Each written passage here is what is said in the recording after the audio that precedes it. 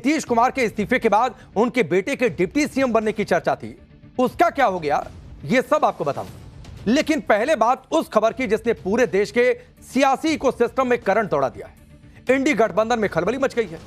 दरअसल 16 अप्रैल से संसद का विशेष सत्र बुलाया गया है 3 दिनों के लिए। यह सत्र महिला आरक्षण बिल के संशोधित वर्जन को पास करने के लिए बुलाया गया है ताकि 2029 में जब लोकसभा चुनाव होंगे तो उसमें महिलाओं को 33% आरक्षण मिल सके और यह सुनिश्चित हो सके कि महिलाओं की भागीदारी बढ़े।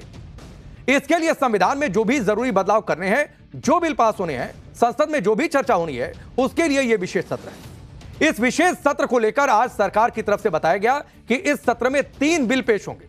अब वो 3 बिल कौन से हैं, उनके नाम आप जान लीजिए। पहला बिल है union territory law amendment bill 2026, दूसरे बिल का नाम होगा डिलिमिटेशन बिल 2026 और तीसरे बिल का नाम होगा कॉन्स्टिट्यूशन अमेंडमेंट बिल 2026। ये 3 बिलों के नाम है जो सरकार लेकर आएगी और इन बिल के जरिए सरकार लोकसभा और विधानसभा सीटों की संख्या बढ़ाई जाएगी ताकि 33% महिला आरक्षण को लागू किया जा सके। इसके लिए लोकसभा में जो फिलहाल 543 सीटें हैं, इनकी संख्या बढ़ाकर इन्हें 850 किया जाएगा। 850 लोकसभा सीटों में से 815 सीटें राज्यों से होंगी। बाकी जो 35 की सीटें बचती हैं, ये 35 सीटें यूनियन टेरिटरी से होंगी। यानी लोकसभा में कुल 307 सीटों का सीधे इजाफा हो जाएगा। 850 सीटों में ही महिलाओं को 33% आरक्षण दिया जाएगा। यानी 33% जो संख्या है वो महिला सांसदों की होगी। यानी करीब 280 सीटें महिलाओं के लिए आरक्षित रहेंगी। ऐसा कहा जा रहा है कि महिला आरक्षण 15 साल तक लागू रहेगा। इसमें SC/ST की महिलाओं के लिए अलग से सीटें आरक्षित की जाएंगी। ये आरक्षित सीटें अलग अलग क्षेत्रों में रोटेशन के आधार पर तय की जाएंगी। अब सवाल यह है कि ये जो 307 सीटें बढ़ रही हैं, ये किस तरीके से बढ़ेंगी, किन राज्यों में कितनी सीटें बढ़ेंगी, सीटों के बढ़ने का आधार क्या होगा, फॉर्मूला क्या होगा। तो इसका एक शब्द में जवाब है डिलिमिटेशन, जिसे आप परिसीमन के नाम से भी जानते हैं। दरअसल ये वो प्रक्रिया है जिसमें जनसंख्या बढ़ने के आधार पर निर्वाचन क्षेत्र की सीमाओं को फिर से तय किया जाता है। इसी प्रक्रिया को परिसीमन का नाम दिया जाता है। अब इसी प्रक्रिया को लेकर इंडी गठबंधन ने हल्ला काट दिया है, गदर मचा दिया है। इंडी गठबंधन के नेता क्या कह रहे हैं, विपक्ष की क्या आपत्ति है, यह बताऊं उससे पहले आपको यह बता देता हूं कि संसद में दरअसल क्या होगा। संसद में जो 3 बिल लाए जा रहे हैं, जिसके नाम मैंने बताया आपको थोड़ी देर पहले, उसमें से एक परिसीमन आयोग के गठन से जुड़ा हुआ है। परिसीमन यानी डिलिमिटेशन आयोग के अध्यक्ष सुप्रीम कोर्ट के जज होते हैं। इसमें चुनाव आयोग के भी सदस्य होते हैं। परिसीमन आयोग नए चुनावी क्षेत्र तय कर सकेगा, यह उसका अधिकार क्षेत्र है। और यह भी कहा जा रहा है कि जनसंख्या के जो डेटा उपलब्ध है उसी के आधार पर परिसीमन होगा, यानी पिछली वाली जनसंख्या के आधार पर। लेकिन इस डिलिमिटेशन की प्रक्रिया पर इंडी गठबंधन ने पेच फंसा दिया है। इंडी गठबंधन की अलग अलग पार्टियां इसका विरोध करने में जुट गई। विपक्षी दल क्या कह रहे हैं, नेता क्या कह रहे हैं, यह आपको बताऊंगा। लेकिन पहले पीएम मोदी को सुनिए कि उन्होंने सभी दलों से महिला आरक्षण से जुड़े बिल का समर्थन करने की अपील करते हुए क्या कहा। जो भी चुनाव आते रहेंगे 2029 से ही ये लागू हो जाना चाहिए। ये देश की भावना है, ये देश की हर बहन बेटी की इच्छा है। मैं आज देवभूमि से देश के सभी दलों से फिर अपील करूंगा कि नारी शक्ति वंदन अधिनियम में संशोधन का जरूर समर्थन करें। प्रधानमंत्री मोदी लगातार बयान दे रहे हैं, पत्र लिख रहे हैं, सभी विरोधी पार्टियों से वे अपील कर रहे हैं कि समर्थन करें। महिला आरक्षण बिल को लागू करने के लिए राज्यों में लोकसभा की सीटें बढ़ाकर 815 करने का प्रस्ताव। इसे लेकर इंडी गठबंधन के नेता यह दावा कर रहे हैं कि मोदी सरकार हर राज्यों में जो फॉर्मूला अपना रही है वो ये कि 50% सीटें बढ़ जाएंगी।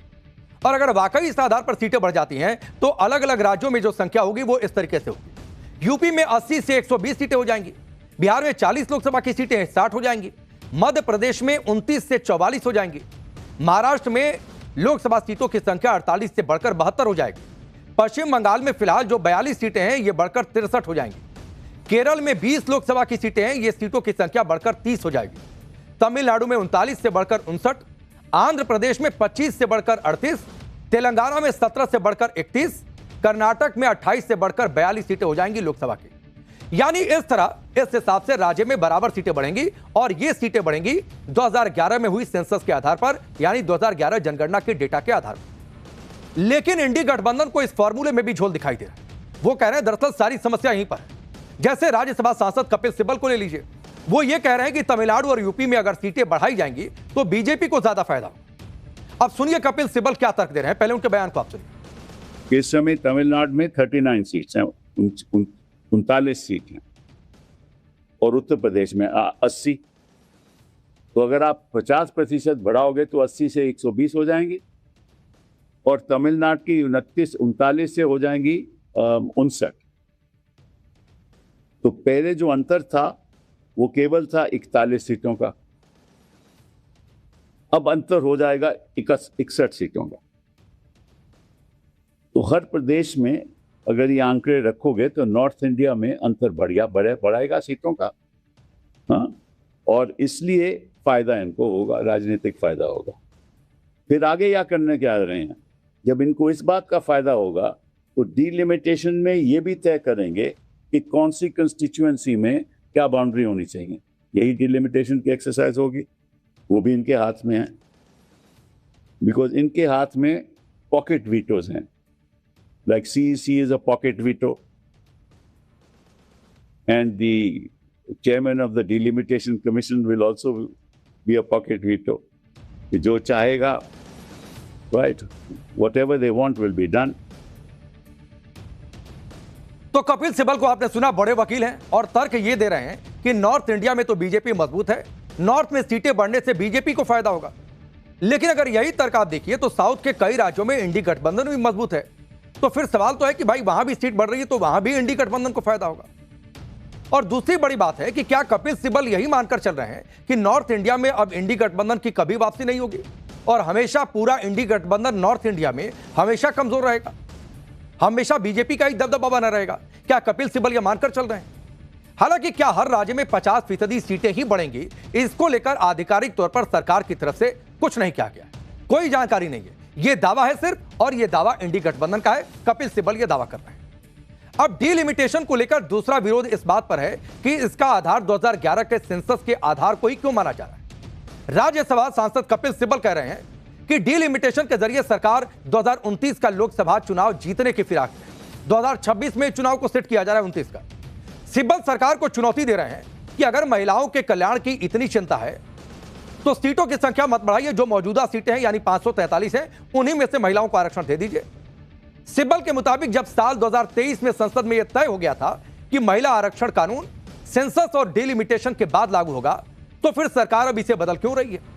सरकार 2011 के सेंसस का डेटा क्यों ले रही है, नए सेंसस का डेटा क्यों नहीं ले रही है जो शुरू होने जा रहा है सेंसस, जबकि नया सेंसस शुरू हो चुका है एक तरीके से, वो 2027 तक डेटा आ जाएगा, तो इस बिल को तब भी लाया जा सकता है।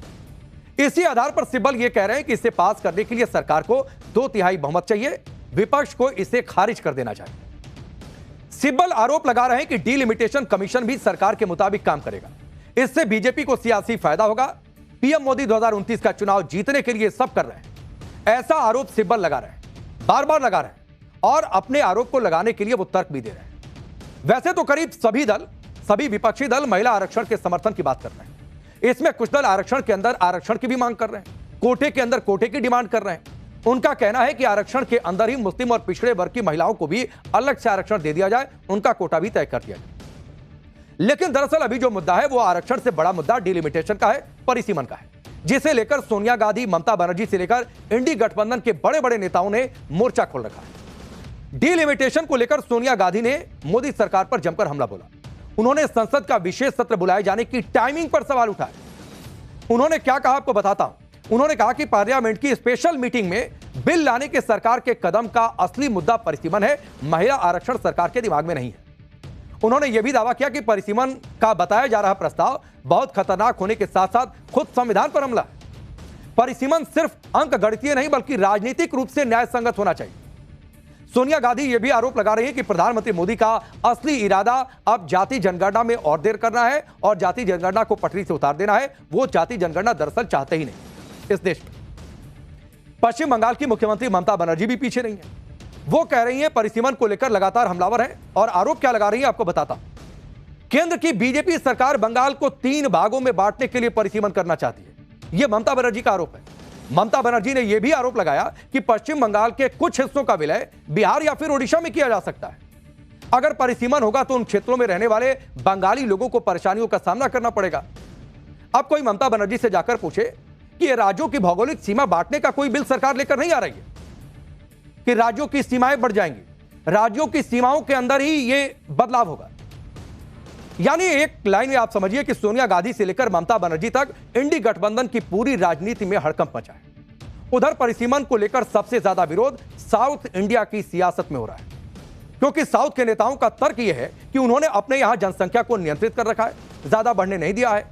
अब जनसंख्या कम तो सीटें कम, लिहाजा उन्हें सियासी तौर पर नुकसान होगा, केंद्र में उनकी ताकत घटेगी। लेकिन अगर जनसंख्या के आधार पर सीटें तय होंगी तो जाहिर सी बात है संसद में सीटें कम हो जाएंगी। ये साउथ के नेताओं का तर्क है, उनकी राजनीतिक ताकत कम हो जाएगी, जबकि नॉर्थ के राज्यों में ज्यादा जनसंख्या के आधार पर उन्हें ज्यादा सीटें मिलेंगी। जो साउथ के नेता कह रहे हैं कि ये उनके साथ नाइंसाफी होगी। इसीलिए आप देखिए कि जैसे ही डिलिमिटेशन की बात आई वैसे ही साउथ के राज्यों में हलचल बढ़ गई। तमिलनाडु के मुख्यमंत्री एमके स्टालिन ने डिलिमिटेशन को लेकर केंद्र सरकार को चेतावनी भी दे दी। उन्होंने कहा कि अगर तमिलनाडु के हितों को नुकसान पहुंचा या दक्षिण के राज्यों पर इसका असंतुलित असर पड़ा और नुकसान हुआ तो इसका बड़ा आंदोलन करेंगे। उन्होंने एक तरीके से धमकी भी दे दी। अगर परिसीमन से तमिलनाडु के मुकाबले उत्तरी राज्यों का राजनीतिक प्रभाव असंतुलित रूप से बढ़ता है तो विरोध प्रदर्शन शुरू किए जाएंगे। अगर आप इसे धमकी समझे तो वो ये भी कह रहे हैं कि हमें कोई फर्क नहीं पड़ता है, लेकिन हमारा तेवर यही है, हमारा मूड यही है। यह तमिलनाडु की ओर से जारी की गई एक चेतावनी है। भारत एक बार फिर से 1950-60 के दशक की डीएमके की भावना का गवाह बनेगा, वो आगे भी कह रहे हैं। और वो ये भी कह रहे हैं कि इसे धमकी समझने की भूल आप मत करिए। परिसीमन को जल्दबाजी में लागू करने की यह कोशिश बीजेपी सरकार द्वारा लोकतंत्र पर किया गया एक खुला हमला है, यह स्टालिन जोर देकर कह रहे हैं। वो ये भी कह रहे हैं कि यह राज्यों के अधिकारों पर सीधा अटैक है। हमें तो यह भी नहीं पता कि परिसीमन प्रक्रिया किस तरह से पूरी की जाएगी। तो फिर सवाल है कि पहले पता हो जाने दीजिए, पहले संसद में बिल आ जाने दीजिए, फिर पॉइंट वाइज विरोध किया जा सकता है। इसी तरह तेलंगाना में कांग्रेस सरकार के सीएम रेवंत रेड्डी ने डीलिमिटेशन के खिलाफ मोर्चा खोल दिया। डीलिमिटेशन को लेकर तेलंगाना के सीएम ने कहा कि अगर साउथ के राज्यों में पर्याप्त सीटें नहीं बढ़ती हैं तो महिलाएं और एससी एसटी का जो समुदाय है उनके साथ अन्याय होगा। रेवंत रेड्डी ने कहा कि साउथ के राज्यों की कीमत पर गुजरात और यूपी में सीटें बढ़ा दी जाएंगी। रेवंत रेड्डी ने यह भी कहा कि केरल में 20 से सीट बढ़कर 30 हो जाएगी, जबकि यूपी में 80 से 120 हो जाएगी। रेवंत रेड्डी कह रहे हैं कि डीलिमिटेशन का हाइब्रिड मॉडल होना चाहिए, जिसमें 50% सीटें सीधे सीधे बढ़ाएं और बाकी 50% सीटें राज्यों की जीडीपी के आधार पर बढ़ाई जाए। अब तो सवाल आगे बहुत सारे हैं, लेकिन इंडी गठबंधन का यह विरोध बता रहा है कि महिला आरक्षण को लेकर डीलिमिटेशन के मुद्दे पर पेश फंसेगा, इस पर हंगामा होगा, यह तय। हालांकि पीएम मोदी लगातार विपक्ष से अपील कर रहे हैं कि वो महिला आरक्षण बिल को जल्द से जल्द लागू करने में साथ दें। सूत्रों से यह भी खबर है कि बिल के समर्थन में संसद में पीएम मोदी अपनी बात रखेंगे। 16 अप्रैल को जब सेशन शुरू होगा तो पीएम मोदी लोकसभा में अपनी बातचीत रखेंगे, अपना वक्तव्य रखेंगे। गृह मंत्री अमित शाह महिला आरक्षण संशोधन बिलों पर चर्चा का जवाब देंगे। लेकिन यहां पर एक बात और है, और वो बात यह है कि कह रहे हैं कि संख्या, आनुपातिक संख्या घट जाएगी, तो अभी भी जो रेशियो है उसी रेशियो के आधार पर संख्या बढ़ेगी, तो वो फर्क उतना ही रहेगा। खैर